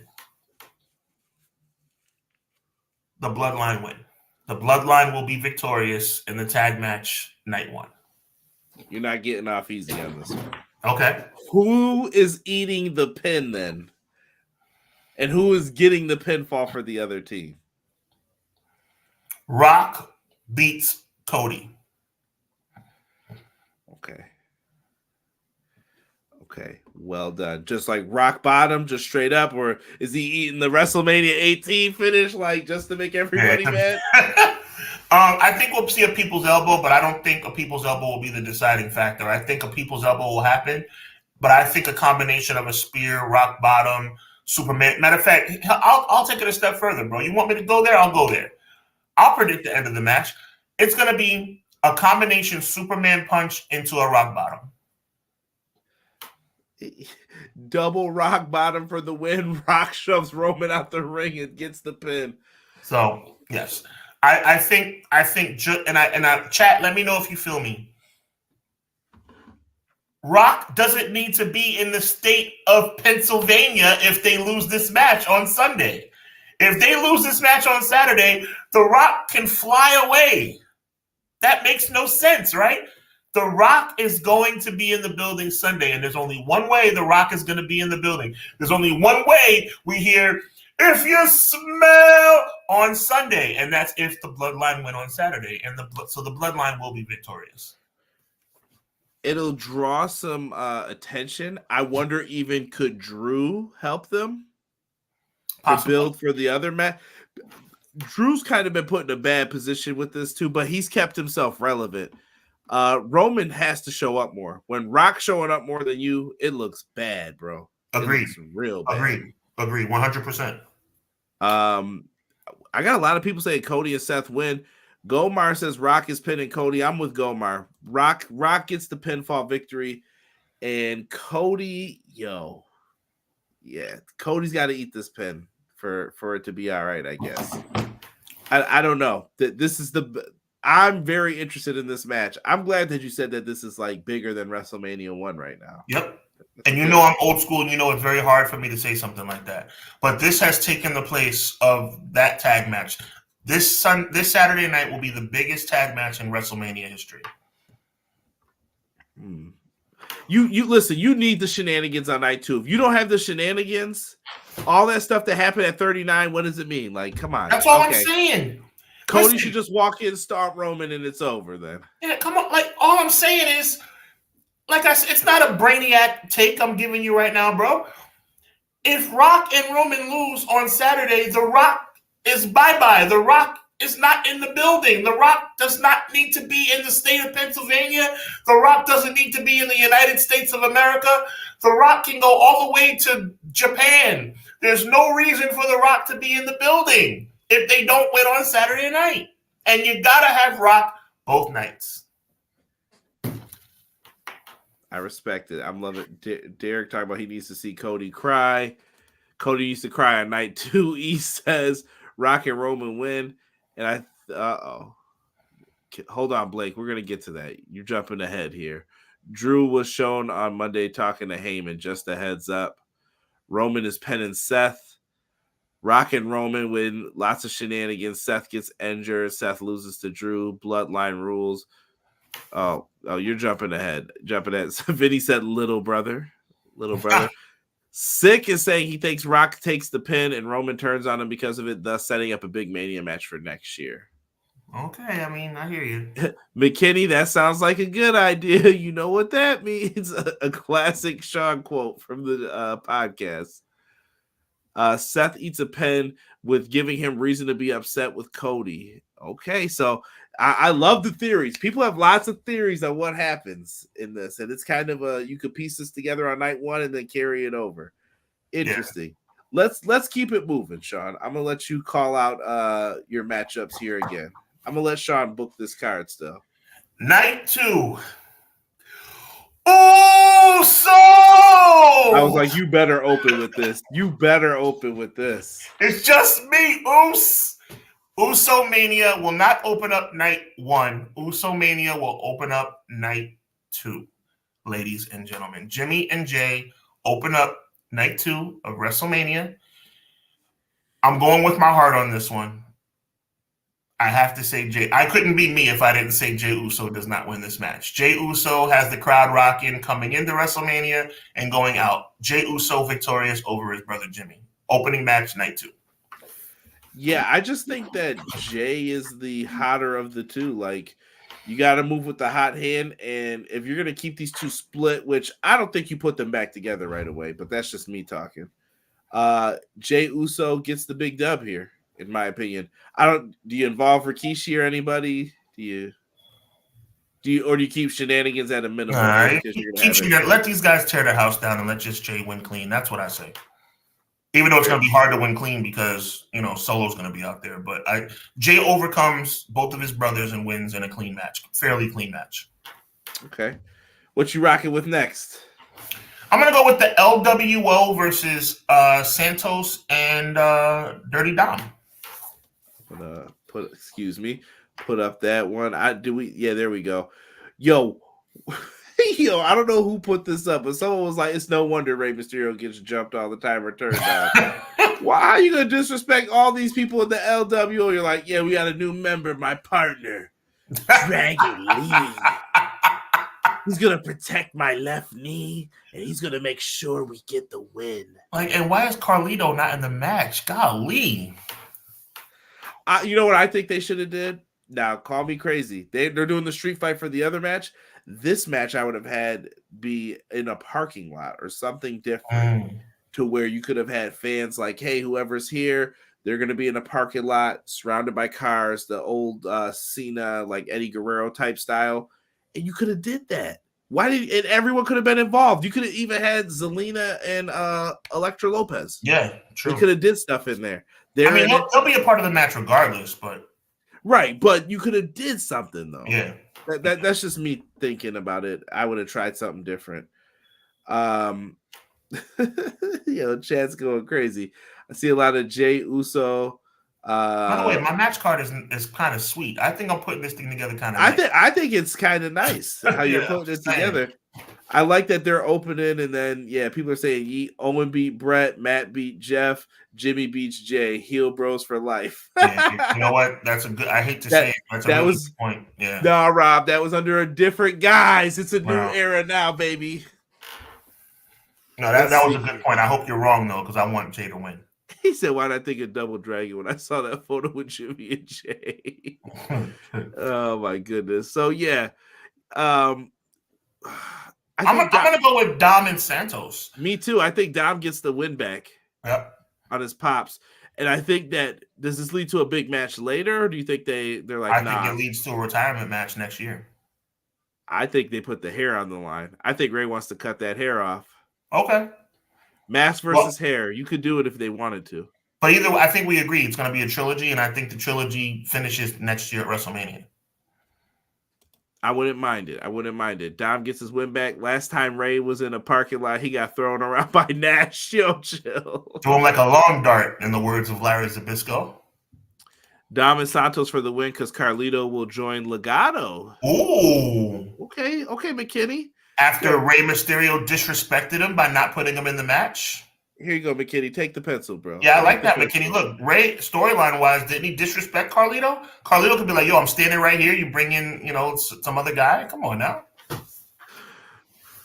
Rob, cut it out. I see you in the chat. Jimmy and Bimmy. Who's the other guy? Conrad, say it. This card looks boo-boo on paper, E says. He's not feeling it. Come on now. I think some of it looks good. They've built up to this. Bad Bunny is a backup for Ray. That would be crazy. The pop he would get, I think, would be crazy. Nuts. Crazy for him. Derek will be out there wishing Petey Crack was coming out, another Philly rapper with them. Let's see here. Let's get into man. There's a lot of title matches on night 2. Well, that's what I want. This is my card, right? No, 100%. But I just can't. I'm looking at it, I'm like, yo, these are all title matches. The rest of this. So what do we got so far? Jimmy and Jay open up. We got Latino World Order versus Santos and Dom for the second match. I think we go U.S. title for the third match. U.S. title for the third match. We're thinking the same. Yes, U.S. title. So is this a triple threat? Like, I honestly do not know what has been announced for this. Like, what is good? It is a triple threat. Yes. Do you care? Honestly, like this, and you can tell by my answer and how I'm asking it. I think how I feel. Like, I don't care. I don't care. I would like to see Orton win just for nostalgic purposes.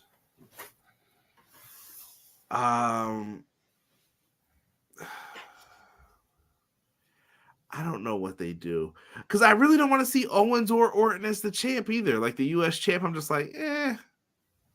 I mean, I hear you. I mean, it's definitely not. It's a step down, but at the same time, he has been Intercontinental Champion in his earlier career. Sean, give me a plain food? Like when you eat it, you're just like, okay. Plain food. A plain food like a butter roll. Yeah, you're just like, okay. Yeah. I was hungry. I'm not hungry anymore. Yeah, thanks. I'm good. That's how I feel with this. Like they got to come out. Am I saying that they're not going to deliver like great moves and do all this stuff? No, but there's no investment in this to me for like I want to see someone win. Right. Okay. I mean, like I said, I'm picking Randy just for nostalgic purposes. And by the way, I will put this match order and both of our predictions in the chat after we go off the air. Okay. Feel free to list it in the comments too. If you want to do that, it might be easier for you. And I'll pin it. That's probably better. Yes. I'll pin it. Just let me know. Yep. Pro Wrestlers said not enough dream matches. Don't start the WWE versus AEW stuff, guys. Listen. Respect how people feel. All right. Lay's original. Thank you, Rob. Rob said plain Lay's. No sauce. No sauce with them. And by the way, another quick question for you guys and you Conrad. We can almost book that Jay and Jimmy will be opening match night 2 if they're not opening match of night 1, right? We can lock it down. So. I think that match would get enough of reaction from the people just to hear like I want the people vibing early. You don't put this match on like 9:58. You're like, it's just me. Ooh. No, I need people up for the show. Get them standing up and doing what they're gonna do. That's what's up. Okay, now I'm interested to see how you place this because we're down to the final 3, I believe. Final 3, easy peasy. The World Heavyweight Championship: Seth Rollins versus Drew McIntyre. All right, I don't know if your other predictions have to line up with this, but. 100%. I'm not happy with it because I love Seth Rollins, but Drew McIntyre will be the next World Heavyweight Champion. So you're saying he takes it now? There's no. I'm saying he takes it. I'm saying Drew McIntyre has lucked his way. I'm not being funny because we all know it would have been CM Punk. Drew McIntyre lucks his way into a championship on Sunday night. Yes, I do. I just don't think Drew can afford the loss here. 100%. He definitely can. He definitely can. I'm sorry, I didn't even give a prediction to that before. Man, give me. I'm going to just say Randy Orton for the sake of saying Randy Orton for that last. Nostalgic purposes. Yeah, that's fine. Going back to it. So, Drew, I feel like, has to win just because of his work. Sean, were you one of the people who doubted Drew? There were a bunch of people who were like, I don't know. I'm one of the people that doubted Drew. Well, there's been people. I couldn't stand Drew McIntyre for a whole year. So you didn't like babyface Drew, or you just didn't like Drew, period? I don't like Drew, period. Do you like him now? He's okay. I think he won some people over recently. Like, he's okay. Listen, I think he's doing the best work that he could do right now without being a champion or, there's people who have disappeared who aren't around to defend their belts. So this is what I got to do, I guess. So Right.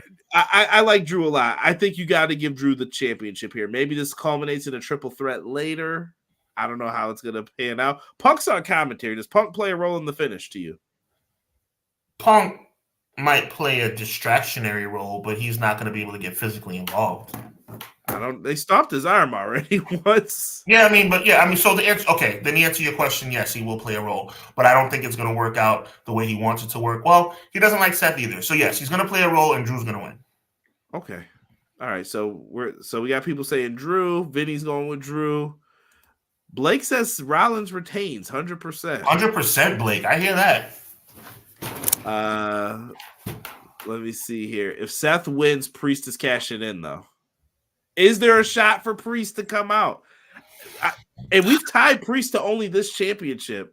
I mean, I guess it would be foolish to go up against Roman these days, but I mean, Priest in my booking, Priest is in on night 1 in the ladder match, so he wouldn't have anything to do on night 2. So I guess. I mean, they've messed up the Money in the Bank so much, I don't even care. And that's where my prediction leads to. I said they would lose the tag titles the next night to somebody or a debuting team. I think Priest goes to cash in out of anger, and that's where he messes up. Okay. Try to cash in on the new guy because you're upset and you're so used to winning and you got to do this. I'm here to prove I'm part of the Judgment Day. Done. Right. You're done, son. Right. That's it. You're finished. I think he messes up, and then that's when they turn on him and kick him out. There you go. Not bad. You could build a program from that. Drew wins due to Punk messing with Seth by accident. The 3 match openers you have are Uso 6-pack ladder match and Seth. Drew night 2 only if Seth get. Oh, don't say that. I don't want to hear about anybody getting hurt. We cannot have plans get. We've juggled this card enough. This is the most roller coaster I've ever felt about a show where I was like, man, I really wish we should have went. And I was like, nah, I'm glad I didn't go. Then I was like, Punk's back. I should have went to this. Now Punk's hurt. Thank goodness I didn't get tickets. But then you get Roman on 2 nights. It's like, maybe I should have went again. Yeah. Oh, Rock's gonna be there. Okay. Yeah. I'm just looking. Oh my goodness, the comments are flooded. I'm sorry, guys, if I'm missing anybody. I'm trying to get people who haven't had their name said here in a minute. I was in the same boat, but he's been knocking out of the park lately since his turn. Leah Maivia is going into the Hall of Fame, just announced now. Nice. Good. I cannot confirm that as of yet, but if that is true, nice. I think Drew should lose and stop blaming Punk. Told your behind to resign. WWE been telling you how they feel about you since that pandemic title run. Drew, I think Drew's been given the ball though, fairly. Like I think he's crushed whatever he's been given. Punk I've said it before. I'll say it again. Drew deserved to win the Royal Rumble in 2020, but you don't get a second chance at glory just because you didn't have fans. But because of CM Punk's injury, he has a chance again to reclaim his glory. So good for him. Right. And let's see here. We talking kayfabe hurt. Money in the Bank has been damaged for years now. Kind of feel the same. Yeah, at least the last couple of years, I agree. Yeah, and he says no one cares about Priest. I thought he was a favorite of Triple H. I don't know. I don't know here. All right, we got 2 more. Well, we all know that in a shocking switch of Triple H's minds, he puts Bayley in the main event of night 2 of WrestleMania. We all know Bayley and Io is going to main event night 2. No, clearly Bayley and Io are going to be the co-main event in this scenario. So, yeah, I mean, not really much analytical background needs to be given to this. I think Bayley wins. I think she deserves it. And I also think she deserves to be in a marquee spot, which is why I pushed her so far up the card all the way to the co-main event of night 2. Yeah, I feel like she's just been disrespected through this time period. I mean, real quick, and I'm gonna let you talk, bro. You can't have her as main event of either night. When Rock and Roman versus Seth and Cody are on the card, and then obviously Cody and Roman night 2, you can't have Bayley be main event. It's not any disrespect to Bayley. It's just the way things have played out. That being said, next best thing, have her as co-main event of night 2, and that's as best you can do. And I mean, even if they wanted to get Damage Control involved, I think you have Jade, Bianca, and Naomi have her back. Okay. Despite the reluctance of they didn't trust her, especially Bianca. Right. Like, okay, I got you. And maybe Bianca makes the save, like, this is your chance. Do it. Don't say I never helped you. And Bayley gets the win on her own, defeats EO. I just think it's the feel-good story. You have to go with this. 100%. 100%. And again, I can't stress this enough. Because of the star power of night 1 and night 2 in the main event situation, unfortunately, Bayley does not get her opportunity to be the last match of the night. This is the next best thing. You're the co-main event of the biggest WrestleMania of all time, and you win the title. I'm going to hit you with the Rob thing here, though. This is going to sound bad, but truthfully, do we have too many happy endings on our card? Because me and you are pretty much the same on a lot of this. That's what there's she a lot. Said. This is supposed to be PG. I didn't say. All I said was that's what she said. I mean, don't Google anything, kids. Yeah, don't Google anything. WrestleMania 35 had a lot of happy endings. WrestleMania 35 was pretty much all happy endings. So I mean, I'm cool with that as long as it's done in correct taste. You know what I'm trying to say? Yeah, as long as it makes sense. I mean, we do have the one like Sammy's heartbreaking, but right. Sammy doesn't win. I mean, Jay winning, I'm kind of have my tongue in cheek with that because, like, God forbid Jimmy wins, but that could be a possible bad ending. I'm just hoping that Jay wins. Drew winning is not a happy ending. No. So we're fair then. We're more than fair, I guess. Yeah. And splitting it up. You gotta have and the bloodline winning the main event of night 1 is not a happy ending. Wait a minute though, but aren't we crushing Seth hard body? He's taking 2 L's up on Hey, that's the way it's played out, man. He would have lost to CM Punk, right? I think he would have beat Punk. Okay. That's how I would have booked it at least. Okay. And it's time. We're here, Paul. It's the match begins. Just one more fight. Take Deborah out the equation. This time I'm gonna let it all come back. Bam, non-factor. Where's BJ when you need him for that? Cody Rhodes, Roman Reigns. So we're saying, me and you both agree, we think that they're gonna have all types of shenanigans in this. People have mentioned Stone Cold, John Cena. They're gonna get involved. What do we do here? I don't know who's going to get involved. There's so many things. Like you said, Cena, Austin. If it's bloodline rules, obviously Rock, Solo, Jimmy. Jay might get involved. Sami Zayn might get involved. Drew McIntyre might get involved. Seth Rollins might get involved.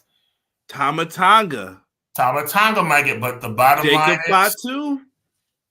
The bottom line is... when all the dust settles and all the smoke clears, I am not saying this with anywhere near the conviction that I said it last year, but I'm going to say it anyway. Last year, I was about 75%, and I turned out to be right. This year, it's probably like 25%, but I'm saying it anyway. Ladies and gentlemen, with multiple run-ins and crazy interference and crazy whatevers, Roman Reigns will remain the undisputed WWE Universal Champion. Roman Reigns retains. I've said it. It is what it is. I'm sticking to it. I got a feeling Cody gets screwed again. All right. A member of Downstate gets involved. Cut it out. I'm going to take Cody for the win. I'm sticking with it. That, right. You have to do this. If you don't do this now, when are you doing it? When? When is the other time? Do you have an arena book? Because I got to see your schedule then. When are you going to do this? This is it. This is it. There's no Roman too much after this. I'll be back for SummerSlam maybe. What are you going to do? Roman is booked for SummerSlam. I know, but can you give Cody one more chance, guys? Believe in me, one more time.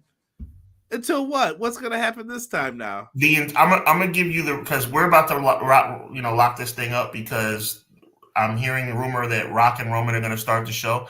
Here's the deal, bro. Here's the deal. All yours to close us out, bro. Everybody in the wrestling world thinks Cody's gonna win this match. That's all I gotta say. The floor is yours. Listen, I keep seeing people say deserves the title in the chat. I'm looking at you, Derek. No one deserves anything. It's handed to you. It's earned, but it's handed to you at the same time. Look, at the end of the day, it's pro wrestling. I think you give it to Cody. We talked about earlier, did they do the right thing on 39? I do not think they did the right thing. You cannot do this again and expect people to believe in Cody. If he loses here, Big Daddy Kush is out. I'm done. I'm done with Cody. I don't care then. I'm like, find someone else. Call Seth. Call Dwayne. Give it to Rock. Give it to whomever. Give it to whoever we need to. But we're moving on. All right. I've got nothing else to say except for we'll be back. If anything changes my mind over the next day, you guys will find out, or maybe the next day or two. I know they're going to be promoting heavily all the WrestleMania stuff. We'll be over on Hubbard Wrestling Weekly, April 4th. Is it the 4th? April 4th, 8:35 p.m. Thank you. 8:35 p.m. Be over there. We're going to be talking WrestleMania. There's going to be trivia. There's going to be fun. Come in. Come talk with us. Let the Mania hype consume you. And we're going to talk some wrestling, man. Be there. Conrad will be in the building Thursday on my channel. Derek will be in the building. Surprise guest will be in the building. Jesse from Pro Wrestling Shoot will be in the building Thursday night, 8:35. And is it official? I will be in the building right here on EPW on Saturday night after the first WrestleMania goes off the air. That we did that last year. If you want to keep the tradition, I'm loving it. We got a big week ahead of us. Roman retains. I don't know why I'm saying it. I'm just saying it. Okay. And the matches were just announced too for the day one. So the matches were just you're kidding me. No way. Yeah, we'll see. I was probably wrong. Daggone it. Well, we'll do some comparison. Check in the comments down below. Sean, take us out with your quote, and we'll get you guys on out of here for Monday Night Raw. I know we're 5 minutes into it. God bless you. We appreciate you. It's WrestleMania week. Enjoy the ride. See you guys, Hubbard Wrestling Weekly on Thursday. Before Thursday, make sure you're at the EPW channel for the AEW review with Derek and Conrad Wednesday night, 10:10. Thursday night, Hubbard Wrestling Weekly, 8:35. Saturday night, EPW. Hubbard's in the building. Derek, I'm sure, will be in the building. Conrad will be in the building after night one goes off the air. God bless. Be encouraged. Evil never prevails.